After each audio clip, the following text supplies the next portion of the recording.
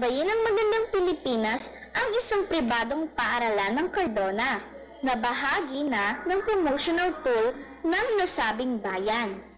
Ito ang CJLC o Sialojon Learning Center na nasa Sitio Balso sa Barangay Kalahan.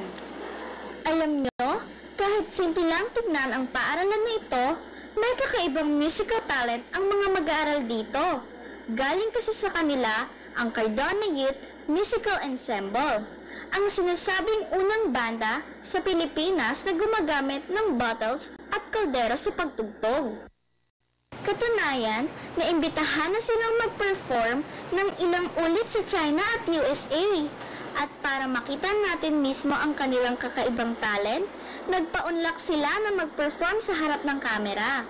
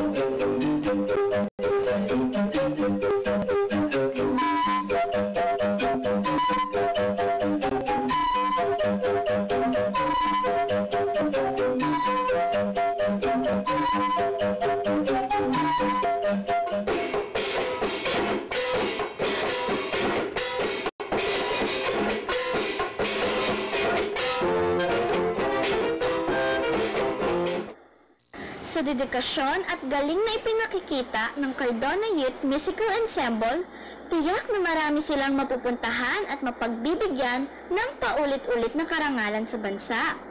At kahit manuwari bunga nito, marami pa rin silang mayaya, tuwiran at bituwiran na magsabi ng ganito.